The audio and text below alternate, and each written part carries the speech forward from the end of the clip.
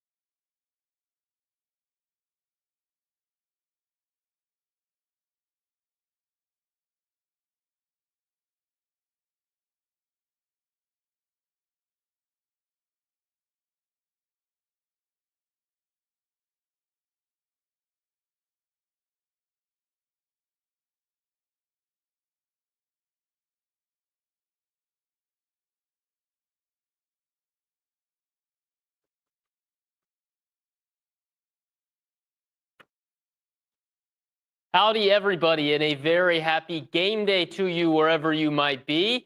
Hope you've had a very Merry Christmas, and I'd like to welcome you into the last TexAgs Tailgate of the 2024 football season. I'm Richard Zane, and over the next 30 minutes, we'll get you set for the 2024 SRS Distribution Las Vegas Bowl as the Fighting Texas Aggies take on the USC Trojans from Allegiant Stadium, home of the Las Vegas Raiders. Reminder, kickoff set for 9:30 p.m. Central Time. That's 7:30 local time for those of you in Paradise, Nevada. On ESPN, it'll be Dave Fleming, Brock Osweiler, and Stormy Butanani on the call. And here's what to expect from the TexAgs Tailgate show. In just a moment, we'll check in with TexAgs columnist and Heisman Trophy voter Olin Buchanan. After that, we'll get a hit from Mr. David Nuno himself, TexAgs Director of Content and the host of TexAgs Live. Those two are on site in Vegas for the TexAgs crew. Then we'll make sure you're up to date with the latest opt-outs and injury reports, although there is no official SEC student-athlete availability report for this non-conference postseason game. And then we'll get some games from around the country. A&M USC is the fifth and final game here on this Friday as bowl season continues to roll along. It's also the fourth game featuring an SEC affiliate. Oklahoma lost earlier. Vanderbilt got the win, and Arkansas is currently in action right now. Tomorrow, Saturday slate features 8 bowl games, not a single SEC team. There's the all Big 12 Alamo Bowl, a little weird one, but it's ranked versus ranked. Travis Hunter, the Heisman Trophy winner, and the Colorado Buffaloes taking on the BYU. Reminder, a happy third night of Hanukkah to those of you out there. And then Saturday also brings you a ranked versus ranked Pop-Tart Bowl and that unique trophy as Iowa State and Miami will be playing tomorrow. With that, let's go ahead and say howdy to Mr. Olin Buchanan himself. And OB, before we get into this matchup between the Aggies and the Trojans, how are the tables treating you so far on your stay in Las Vegas? Didn't treat me very well last night, but I got some of it back today. So, it hasn't been a bad night. It could have been better. I'm probably going to come home having lost less than $100, so I almost consider that a win. That does sound like a win. I know that if I were spending any time with you at the blackjack table as you and I would both be losing. So that's why I don't play. Olin, we need to first react to some news that Billy Lucci posted about 30 minutes ago. Amaje Reed-Adams not playing in this bowl game. Running back Amari Daniels not playing in this bowl game. Scooby Williams, the linebacker, not playing in this bowl game. And cornerback Javon Thomas not playing in this bowl game. What do you make of that news as we get things rolling from Las Vegas? Well, I wonder how many of those guys would be playing if it was not a bowl game, right? Mm-hmm. But to me, if Reuben Owens is ready to go, then the only real significant injuries there or absences, obviously, Amaje Reed-Adams, he's been a really, strong contributor at guard. And then, of course, Scooby Williams has played really well at linebacker. So they've got other linebackers to step in, I think, and they can play pretty well. Sanford, not having Amaje Reed-Adams there, it's going to be interesting to see who'll fill into that role. Is it going to be Reuben Fothery who's played tackle typically? But I think if I'm not mistaken, Reuben Fothery saw some action at guard last year in the Houston Bowl. I think that's right. And then maybe we'll see some of the freshmen like Ashton Funk. Maybe we'll see him. But that's what you get in bowl games. You see guys that you haven't seen all year playing, for various reasons. A lot of unknowns with bowl games these days as opt-outs, NFL draft decisions, transfer portal, all of that makes the waters a little muddier than normal. So with that, Olin, we know A&M's got 3 guys on the defensive line opting out as they prepare for their professional futures. What else has your attention in this game? Is it the defensive line who steps up for the Aggies, or what aspects of this game are you really paying attention to? Yeah, I think the defensive line is very intriguing because Rylan Kennedy and Cassius Howard are probably going to be starters at defensive end next year, and DJ Hicks will be a starter at tackle. And, those guys are taking the place in the starting lineup of Dick Scorton and Shamar Stewart, Shamar Turner. So those guys haven't got a chance to start a lot or at all. And so, you get a chance to not only see what they can do tonight, but get a glimpse of what might be expected next season at those positions. And then, of course, Marcel Reed, what's he going to be able to do? You always want to see your quarterback continue to get better. And, like we talked about just a little bit ago, alluded to, Reuben Owens. Are we going to see a lot of Reuben Owens tonight? Definitely. I mean, behind Reuben Owens, who's going to be there? Because Le'Veon Moss is out for the year. Apparently, Amari Daniels isn't playing in this game. Is it going to be Owens, Bussey, Denota? Who else is going to be toting the rock for the X? Yeah, I really don't know. Quite frankly, with all the guys that have gone into the portal, I lose count. I can't even remember if E.J. Smith's here or not. I don't think he is, but he might be. But yeah, you may see the walk on Denota. And Bussey is so versatile that I could see him, using some running back if they need to. But then you're kind of thin at receiver as well. So, but again, that's the nature of bowl games. USC has their problems on, at running back as well. They're down to a third teamer. So, do the best with what you got. Trojans also playing their backup quarterback in Jaden Mayava as Miller Moss transferred out of the program with 3 games left in the regular season. Olin, you do plenty of work in the build-up to these games, whether it be prepping key matchups, players to watch. What can you tell us about the USC Trojans and this Lincoln Riley team before kickoff here at 9:30 Central Time? Yeah, I think Mayova, is that how you say it, Mayova? I think it's Mayava.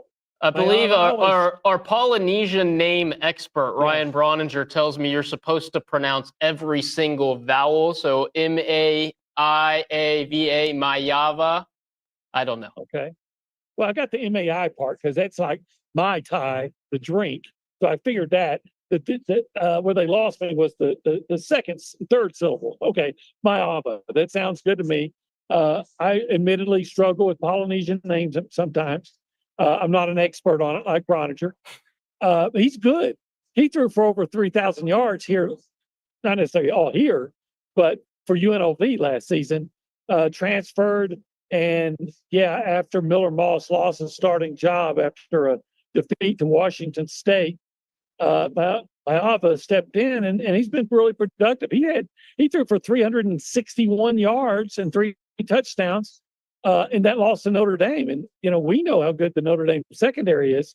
So, that's something you have to be concerned about. Now, a bunch of their receivers have opted out. I think 3 of their top 5 receivers opted out, but their leading receiver, whose name escapes me right at the very moment, he led in receiving yards. He's still around. So, that A&M secondary, may or may not get any help from the pass rush. And so they faced a tall order in trying to keep this kid from, putting up some big passing numbers again. OB, I know you've got work to do there from Allegiant Stadium, and we've definitely got David Nuno waiting in the wings. So before we go ahead and get you out of here, OB, I'm putting you on the spot. Your biggest key to a Texas A&M victory tonight, and then your final score prediction and winner. Oh gosh, my biggest key, I think, is with A&M. I think it all centers around the play of Marcel Reed. But maybe it's whether or not they can run, and he'll have to be involved in that running game because A&M. Let's face it, their offense has relied heavily on the run this year, and now who's going to carry the ball, and maybe it's going to have to be Marcel, because I think Marcel's going to have to be very productive as a passer and a runner tonight. Can he be the guy that we all see the potential in? Can he be that tonight? I'm going to pick A&M to win because USC seems to have even more significant opt-outs than A&M. But don't be fooled by that 6-6 record of USC. They lost 5 games by 1 touchdown or less, and the one loss that wasn't necessarily close was Notre Dame, and that game was influenced by 2 pick six, including a long one, where USC was threatening to tie the game. Now, who knows on bowl games? USC, I think they have 2 starting offensive linemen out. We already talked about they're down to their 3rd string running back. They don't have a lot of their receivers, so it's as coin flip as you can get. But I'll pick the Aggies based on, I think USC has more significant players opting out, and I with so many opt outs, and I kind of think it might be a higher scoring game. Maybe both teams are in the 30s, so I'll take A&M to win 34-31. Randy Bonds had a good year. He's Olin Buchanan. OB, thanks so much for joining us on this edition of the TexAgs Tailgate. Enjoy the game, happy riding, and get home safe, my friend. I'm going to try. Thank you very much. Olin Buchanan, he will have a post-game column on TexAgs.com later this evening, or rather very early on Saturday morning, depending on where you're located in the United States. With that, we've got another guest. He's been very patient as we talk to Olin Buchanan right now. He's going to put his TV reporter hat back on. Oh, hey, I get to see Olin Buchanan in the background of his shot. TexAgs Director of Content, David Nuno. How are you? Buddy, I'm doing well. It's interesting that we're here. Obi did not turn his mic off, so I can hear him. That's unfortunate for him. Anyway, it's cool to be here. It's a cool vibe, and I'm still trying to figure out what I think is going to happen tonight, because I've been very confident about A&M winning by double digits, but some of the injuries that Billy reported on earlier, and we'll see if some guys are TBD when they come out here, has me a little bit worried. But I still think A&M is a better team. They're from the better conference. They're a better team. They had a terrible end of the season, but I think they can dust that off and move on. Before we ask you some questions based on about this game, this A&M USC game set to kick off at 7:30 local time, 9:30 Central Time. Nuno, I need to know, did you have a Merry Christmas, and did Santa bring you those new weightlifting gloves you asked for? I haven't used weightlifting gloves in 2 years. So bullying works is what I'm hearing. Yeah, I'm not. The bullying worked, and the calluses are good, but I haven't used them in a couple of years. No, I got what do they call it? A power washer. That was my gift. So I've got chores to do around the house. So it was a nice Christmas to be with my family.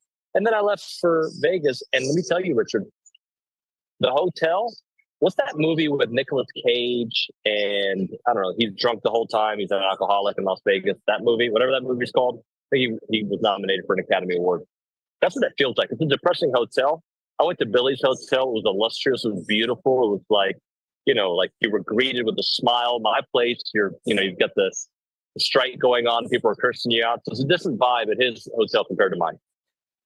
Nick Savage, our producer, director in the back, tells me you've got us a shot of the Allegiant Field in front of you. That's what it looks like currently. It's 8:13 Central Time, so about an hour and 20 minutes before the Ags and Trojans get things started in Paradise, Nevada. David, anything sticking out to you right now? Obviously, Billy did some reporting about players that aren't playing, among them Amaje Reed-Adams at guard, Amari Daniels, an already decimated running back room, leaves a less than 100% Ruben Owens. Mike Elko spoke about that earlier in the week. Obviously, Le'Veon Moss was lost for the year in the South Carolina game. Scooby Williams won't play. Apparently, he's been battling through an injury suffered against Notre Dame back in the season opener. And then on TexAgs, I see our reporting cornerback Will Lee currently not dressed out ahead of kickoff. What's got your attention about those, or any other storylines that are coming out of Allegiant Stadium right now? Well, right now I'm not seeing anybody on the field just yet for the Aggies. They were there earlier, so I don't see the Will Lee situation. But if that turns out to be the case, that's unfortunate, because you've got Javon Thomas and Will Lee at cornerback, and that would be a huge loss. Obviously, Des Ritz will have to do a nice job there. BJ Mays will have to do a nice job there. Overall, the running game, look, I'm not as concerned when you have a playmaker like Marcel Reed at quarterback. If Ruben Owens is 60% Ruben Owens, I think he can do it. And look, I think EJ Smith is still on the roster, so I wouldn't be surprised if we see EJ Smith. He's still listed on here, and I didn't see anything reported that he wasn't on the roster anymore. So you've got a couple options. Sonata has had some carries out there. The bottom line to me, Richard, is which quarterback has the least amount of turnovers? And I say that to you, that's an obvious statement, right? But Marcel Reed has had some back-breaking turnovers at the end of games. That really hurt them, right? Obviously, the South Carolina game just comes to mind. But there were some other ones that, you're just like, if we could have had that back, would have been good. So that's one issue. But Jaden Mayava also has had some turnovers at the end of the games. He had 2 against Notre Dame, 2 pick sixes, by the way. He's got the propensity to turn the ball over in bad situations. He'll have a really, really good game. And then he will have this, blunder. You're like, what are you doing there? But I will tell you, we may have overrated the wide receiver situation for USC.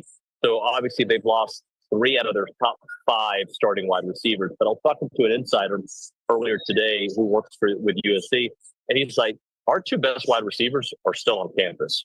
We had to spread the ball around to those guys because they were 5 stars that, whined a little bit, or maybe they didn't whine, but you had to keep your 5 stars happy. But he told me straight up that Mekhi Leonard is their top guy, and he would have had way more yards if they didn't have to spread the ball as much. So he said, don't look into the wide receiver situation as that big of an Achilles heel for USC. Now, where I think it is going to be interesting is the offensive line. Your starting right tackle and your center are out, right? Well, I think 3/5 of the starting lineup are out of their offensive line. So when you lose a guy to the pros at center and you lose your right tackle to transfer to Auburn, that's going to be a major hit for USC. Again, though, the reverse to that is, A&M didn't really, effectively get a pass rush in towards the end of the season. And, oh, by the way, those guys are going to the NFL. You get a new group of guys who are unproven, at least on a consistent level. I think Cassius Howell had a really nice season, but he wasn't the guy. He is going to be the guy now. So you're talking about Jonah Monheim's the center. He's declared for the NFL draft, not expected to play in this game. Got a family connection to him, actually.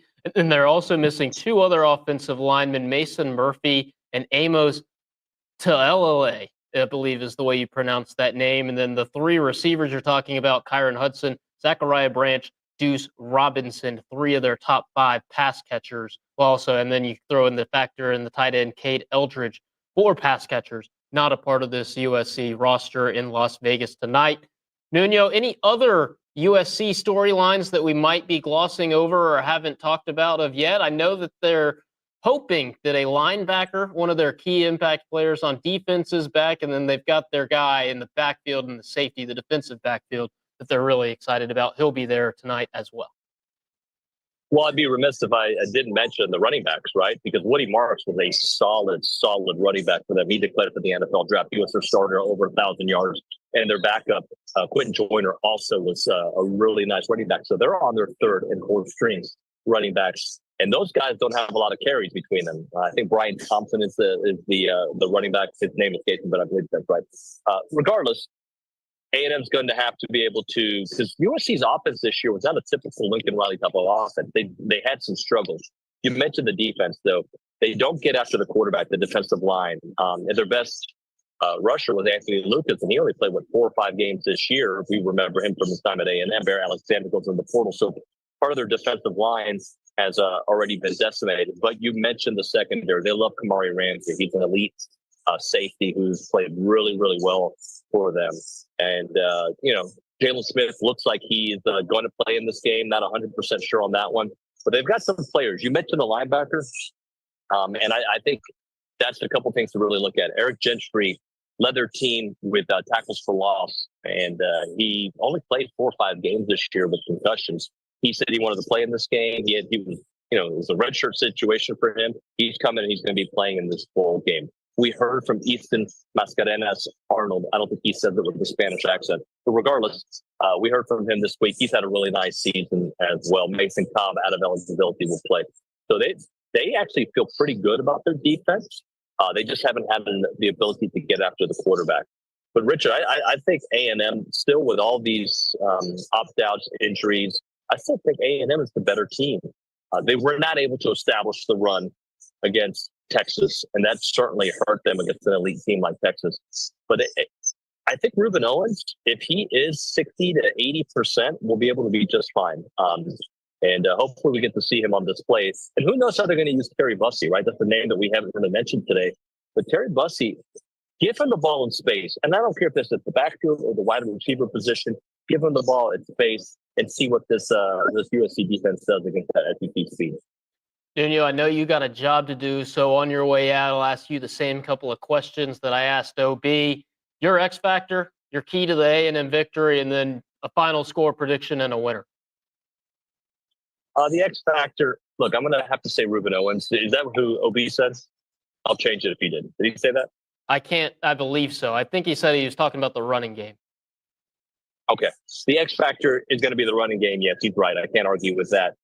But that's going to go not just Reuben Owens. It's going to have to be Marcel Reed as well. Those two, that 1-2 combo there, quarterback and running back, to me, is going to be the X factor in the game.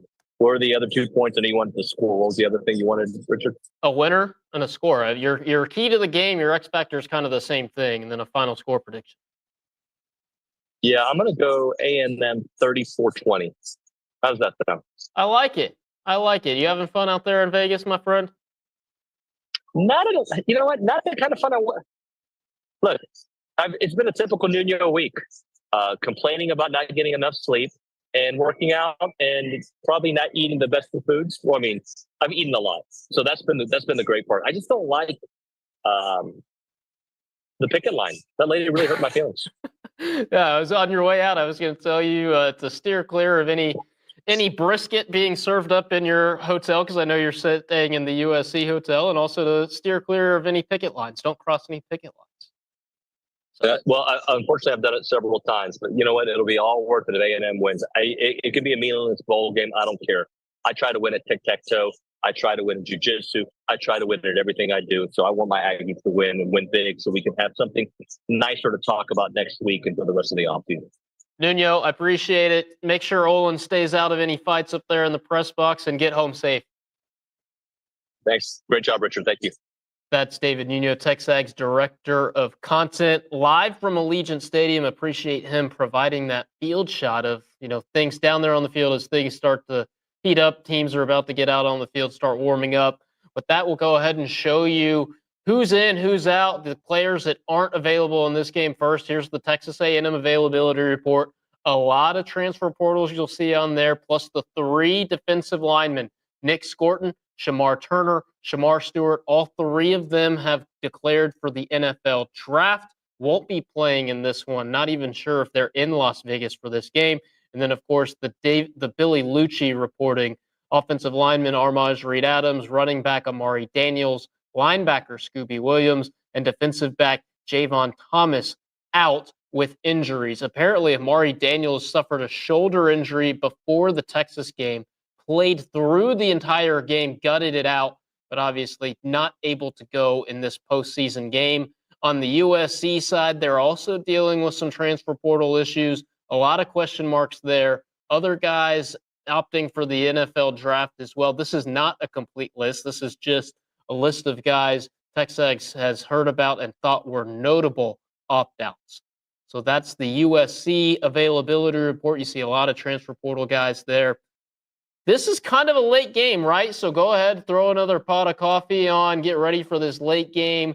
For those of us in Aggie land around the state of Texas, I know that the sun never sets on the Aggie network, but I think I'd be safe in assuming that the majority of that Aggie network resides in the Central Time Zone. 9:30 kickoff on ESPN. That 9:30 kick local or 9:30 kick in the Central Time Zone got me thinking: is this the latest College Station time a Texas A&M game is kicked off? The answer is no. I'm not even close on that regard. As far as local time games go, this one's beginning at 7:30. You don't have to go that far back to find a local time kick that was later. 2022, Kyle Field actually hosted an 8 p.m. game between the Aggies and Miami Hurricanes. The Ags won that one. Go back to 1980, Texas A&M versus Houston on October the 11th.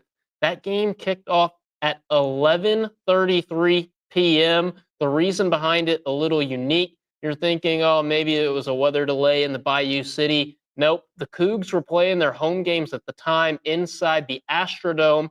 But what happened in 1980 was the Houston Astros did something they had never done before in franchise history. They won the National League West, which means they were playing in the best of 5 National League Championship Series against the Philadelphia Phillies.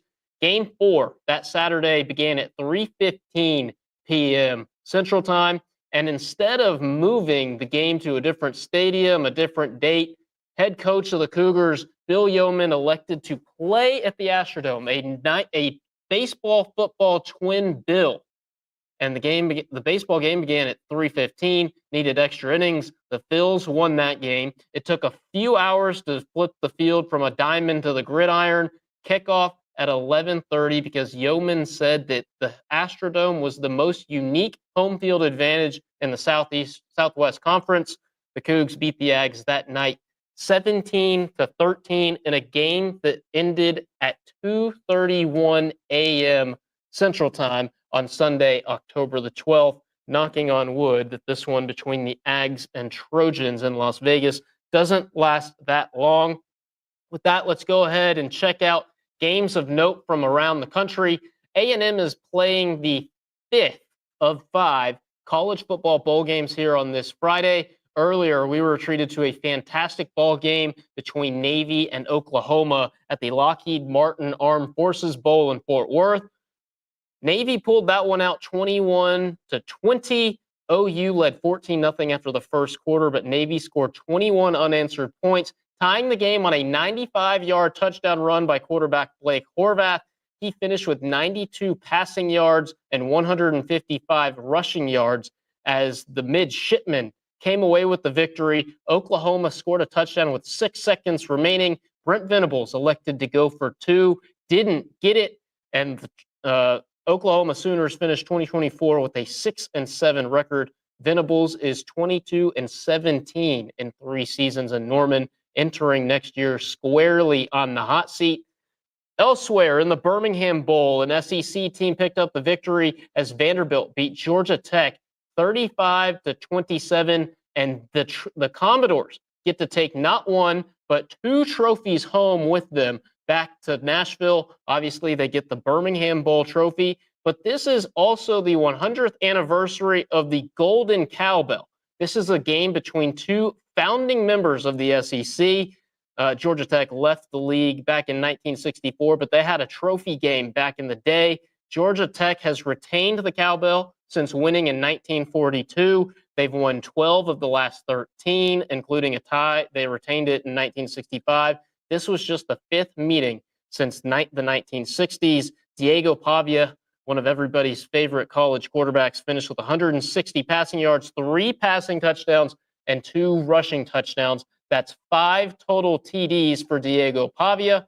Right now, it's Arkansas and Texas Tech playing in the AutoZone Liberty Bowl. Arkansas just took a 33-19 lead over the Red Raiders.